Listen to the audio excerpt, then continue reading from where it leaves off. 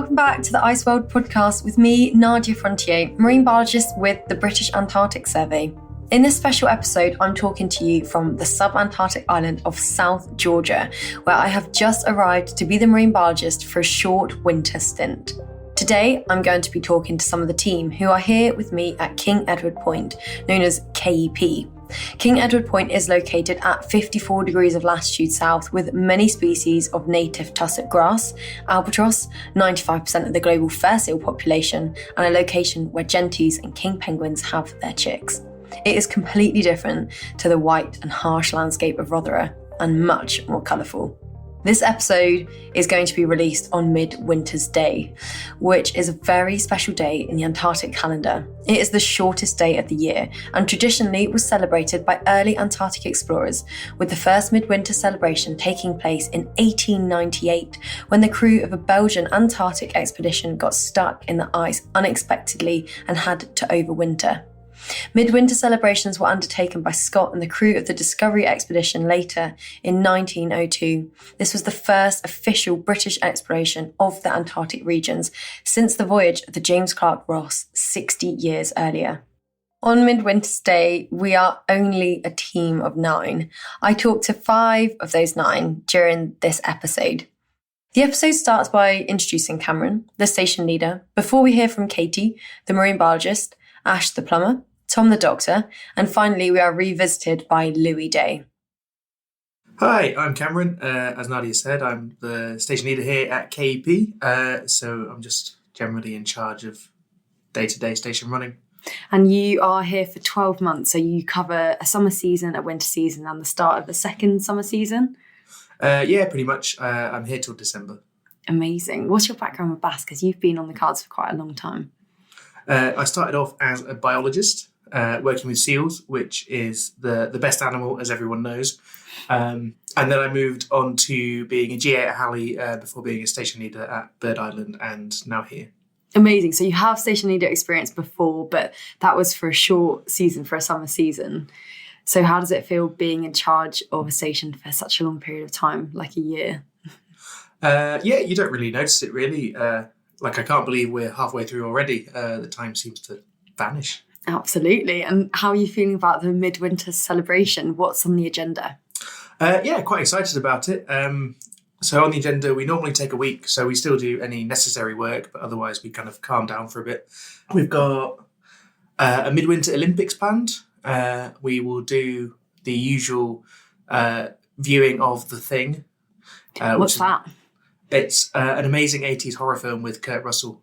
And then we have sort of like a Christmas dinner style day on Midwinter itself. So I'll be making breakfast for the team and then we'll produce a big Christmas dinner before giving each other our Midwinter's gifts and listening to the broadcast. We're also going to do a picnic if the weather's nice. Oh my God. So first, how do we do Olympics in Antarctica in the snow? That sounds pretty crazy. Well, if the weather's bad, they might be mostly indoor stuff like darts and ping pong and bowling. Definitely a lot of things. And then if we go outside, it'd be interesting to see what sports we could do. Have you got any ideas? I guess it depends on snow, but yeah, we might do some like relays. We could do some bike racing down the track.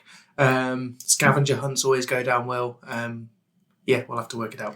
And what was a winter like at Bird Island when you wintered as a biologist? It was fabulous. It was busy. I spent every day photo IDing leopard seals. But it was really good, super quiet, only 4 people on the island. Did you have a special dinner on Midwinters at Bird Island? Yeah, we did. There's only 4 of us, so it was no major party, but no, it was pretty good, nice and chilled. And then we just sort of hung out in the evening. And I think we watched a film, but I can't remember what. And in the day, a couple of us went for a walk up the nearest hill called Gazella. Nice. So I think it would be quite a different experience for you this year then. Yeah, it should be a bit of a bigger event. Yeah, not being a seal biologist anymore, I can actually take a few days off in that because the seals won't be demanding. So can you just tell me your favourite leopard seal fact? Well, I guess the classic one, that their spots are completely unique to each leopard seal, so you can ID exactly which seal you've seen just based on the spots. That's pretty cool. So you can literally just take a photo of a leopard seal and then look in a catalogue of existing leopard seals, and then you could see an individual if it matched in the catalogue. And the Midwinter gift, Cameron, how is that going? This will be released after Midwinter's Day, so you can disclose your present should you wish. Currently, my gift is in the, I would say, the idea phase, but I've still got time. It is going to be, hopefully, touch wood, I'm going to make a little metal motorbike model for one of our team who really likes motorbikes. That's very intricate. And how do you make, like, what tools will you use to shape metal? That one I'm probably going to use the welders, to put that together. That's pretty exciting. But we'll see how that goes. Well, I wish you the best of luck with your gift, and I hope you're not doing it until an all-nighter like you did at Bird Island. No, I probably won't do that. I'm too old now. Hi, I'm Katie. I'm one of 2 marine biologists at King Edward Point in South Georgia. How long have you been here, Katie? I've been here since November, so just over 6 months now, I think. And I will be here for 2 years, so a quarter of the way. Wow. How is it being a quarter into your journey? It's actually gone amazingly fast. I think partly because it's so busy here, there's just non-stop, like not even with work, just with social activities and everything. So actually it's been zooming past. So much going on. Yeah. And can you describe to me the scenes outside the window? Stunning scenery. It's magical. Especially myself and the other marine biologists, we get to work in the lab. So it's actually quite difficult to stay focused on a microscope when you've got this view of snow-capped mountains outside the window, penguins walking past, fur seals playing in the water. It's amazing. How have you found the transition from summer, where you're walking through tussock grass on cobbly gravel tracks, to now a sudden white blanket? Yeah, I mean, this week has been the first kind of proper test with the snow. We've had a few flurries here and there, but I feel like from now on it's going to be quite set in. So it's definitely a change. Also trying to get the hang of snowshoes and crampons and skis, which is all very exciting. And that's all new to you? Yeah, very new. I've worked on fieldwork projects before, but never in the snow. So this is quite different. That's amazing. So this is your first time working with the British Antarctic Survey, your first contract, and you're just about to come up to Midwinter's week. So how are you feeling? I knew a bit about Midwinter's and the traditions around it before I came. So it's always been something that I'm quite excited about. It's almost like when I got the job, I was already thinking about those little funny things that we'd be doing at Midwinter. It's all part of the package, really. Tell me about the moustache competition that you're arranging. I don't know how I've ended up with this job. I suppose just because I can't grow a moustache. I am the judge of the moustache competition. So all of the guys on station have been growing since, I think it was March or April. I've only just thought about outlining the rules. I think we'll go for it. Eccentricity will get lots of marks. 3 of us identify as female, and then 6 of us are males. How many contestants do you think will enter the moustache competition? I think we're going to have a full house. Full house? Yeah, I'm quite confident. It's all about how people carry their tash, what materials they use, textures, colours. So yeah, there's no barriers here. It's going to be an absolutely great competition. What else are you looking forward to on Midwinter's Day? I want us to be able to get out and about, but if it is one of those days where we're just sort of inside, it's nice and cozy, I think it will feel like a really nice bonding experience as a team. I'd also like you to tell me what you're the founding member of here. You started a club. Could we talk about that? One of 3 founding members of the South Georgia Short Story Club. I don't know why we came up with it. I think we all picked up on the fact that we quite like writing, journaling and things. And it was quite a nice idea to write about some of our experiences, maybe in a exaggerated fictional sense or just non-fiction as they are. Myself, Tom the doctor and Louis the boatie got together and read each other a short story that we'd written. And then from there, we kind of just picked briefs each week and have been sort of been able to keep it up every week since. So we've got quite a collection of short stories now. It's been fun seeing how everyone's style develops and the sort of themes that people tend to hone in on. We're all quite different, but it's really nice. A very supportive club. And now, I mean, as of yesterday, we had a full house almost. Yeah, maybe 9 people. So that was exciting. And finally, Katie, what science will be happening over the winter period? So the work changes slightly. It's more focused on the fishery side of things here. So everything revolves around krill, really. I'll be doing a lot of work on the Pharos, where we go out on monthly surveys of Cumberland Bay, which is where King Edward Point is, but also further afield around South Georgia. And we'll do small samples of krill, take their measurements and gain an understanding of the krill biomass out there at the moment. And also acoustic surveys. So using something called an EK80, which is a transducer attached to the Pharos, with which we can run transects and detect krill out in the ocean. Thank you for talking to me, and hope your midwinter preparations go well. Thank you. Hi, I'm Ash. I am the Mechtech for KP, which is the mechanical maintenance technician, which basically means plumber and generator technician and a number of other things, but just, tech. Well, we'll hear more from you during another interview later on. But right now, I'd like to talk about Midwinters. So Midwinters is fast approaching. We're reaching the shortest day of the year. How are you feeling? It's very different from last time when we wintered at Rotherham, because you notice it a lot less here. Like at Rotherham, it really feels like something you get through. Like a midwinters is kind of like the pinnacle of the hurdle, like when you're over the hump. So like you have your shortest day, and after that you can look forward to days lengthening and getting a bit more daylight and all that kind of vibe. So here we're still getting a good 8 hours of daylight at the moment, and sometimes the sun even comes out. So it's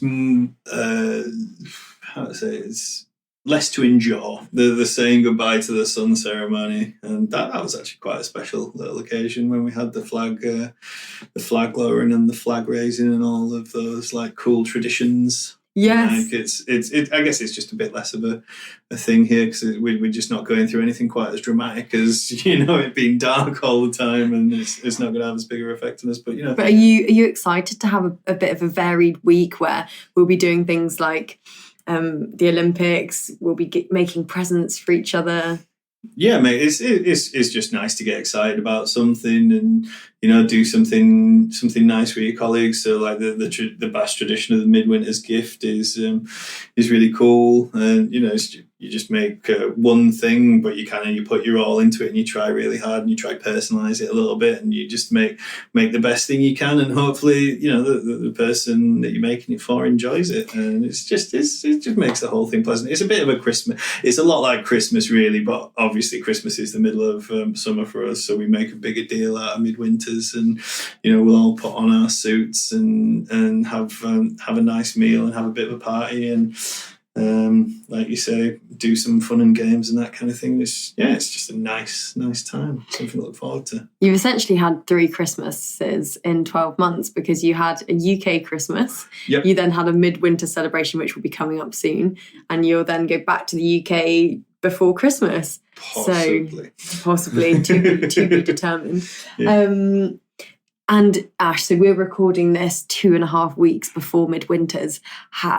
May I ask how your gift is progressing? It needs a lot of work. We're not there. The last gift I was nearly done at this point, and I really need to go and get cracking. Basically, what are you doing after this podcast? Now that you reminded me, I'm off to the. Can you tell us what you're hoping to make? I want to make a boating knife for the boatie who I got in the Secret Santa. Excellent. And that's why I'm off to the welding base. So I need to go and start cutting some metal. Super exciting. Well, I wish you the best, and Thank you. Good luck with it. And in continuation with this special midwinter episode, I'm joined here with Tom. Tom is the station doctor for the remote station of King Edward Point, where there's only 9 people overwintering. Tom, what was your inspiration to come to Antarctica? Well, thanks for having me on. Goes back a long way. I was first inspired when I did a project at primary school on the race to the pole, which was really cool. So, and that's what got me started. Then I spent my teenage years reading the sort of Shackleton Scott books and the biographies of the Antarctic explorers. Then I went on to do marine biology at university and heard about BAS, the British Antarctic Survey, and that was something that I thought would be really cool to do. And I did get interviewed to go and work on Bird Island. And in those days, it was a 2.5-year gig, wow, which would have been pretty cool. I didn't quite make the cut. They had someone more qualified. So I went back to med school, trained as a doctor, with always a sort of a slight focus on coming to Antarctica to work at some point. The last few years, I became quite sort of keen on it, and it seemed to suit what I was doing. So I engineered my job. So I worked part-time in an accident and emergency department, A&E, and part-time as a GP. So I had the sort of 2 skill mixes that I thought was most appropriate for here, the sort of general practice, managing people, looking after day-to-day problems, and then being comfortable with emergencies and sort of major trauma if and when it happens. So yeah, it's been quite a while coming, and I'm so glad I've got here. That is so impressive that's been a dream for literally decades since you started school. I absolutely love that you've been able to realise that. How was it when you first sighted Antarctica and you travelled from the Falkland Islands to South Georgia? It was it was amazing. I love being at sea. It's one of my favourite things. So the Faroes has a reputation for being a bit rolly, but for me, it was perfect. It was lovely. I didn't feel sick. There was loads of wildlife, seeing my first albatrosses of the Southern Ocean, seeing dolphins, whales. Yeah, it was just magical. And then seeing the South Georgia, the mountains of South Georgia, was just, special, something really special. Yeah, I loved it. Who are the visitors that you have outside your surgery window every day? They're so cool. We've got 2 king penguin chicks, Thelma and Louise. I've been watching them since they were born. Get to see them fed. They make the most wondrously cute little chirping noise that carries really far. They're just great. Real treat to go and just walk up the hill behind the surgery, just up the Tussocks, have a check on them, see how they're doing. It makes, every day is going to be a good day when you see the penguin chicks. And they've been described as a fluffy kiwi. Do you think that's an accurate description? Yeah. And then now winter's come, the fluffy kiwi with a dusting of icing sugar is, very appropriate. What do you hope to achieve in the next 6 months now you're at your halfway point? I'd like to continue being present in the moment here. It's such a special place. I've travelled a lot. I've been to a lot of places, and there's something truly magical about here. And people said it before I came down, and I was like, I'm sure it's lovely, but there's lots of lovely places. But there's definitely something really special being in amongst such kind of wild, raw nature, the storms and the wildlife, especially during the breeding season, which we arrived just sort of in the middle of the fur seal breeding season and pupping, and there's just, animals everywhere, and it's magical. I'm doing lots of different things. I'm getting out in the boats. I'm helping the scientists whenever I can. I'm doing all sorts of cool stuff. But the most important bit is to be present while I'm doing it. I really like that. What are you looking forward to most during Midwinter's week? I'm really, so Midwinter's week here is a bit like sort of the week between Christmas and New Year, kind of back home. So it's a time when we do our essential work, but otherwise we can sort of be together. And we're such a nice team this year. We all get on really well. So it's an opportunity to play games and watch films and just be in each other's company, all getting to do stuff together as a group and just relax. So it's going to be fun. The final question I have to ask you is, do you enjoy remote living? Absolutely, yes. I love it.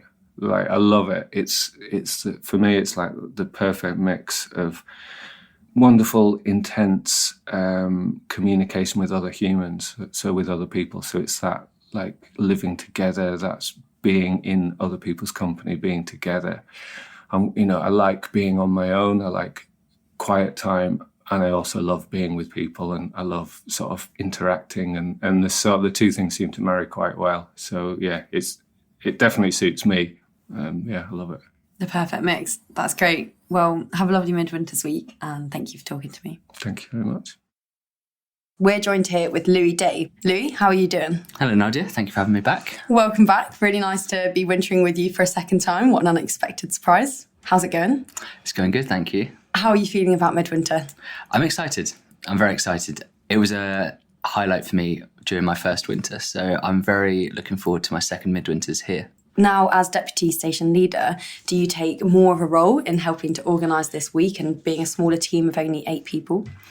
So we've had meetings and we've planned the week, and we've brought traditions from Rotherham and from Bird Island and various other remote stations that we've all worked on previously. And we've brought traditions from all those places here, so we have a good week planned. That's really excellent to hear. What are you most looking forward to? So I am most looking forward to the Midwinter broadcast that the BBC broadcast on the BBC World Service. It was such a special thing to go through the first time, sitting with essentially your new family together, listening to messages from home. And it was such a fabulous experience, and I just can't wait to go through that again.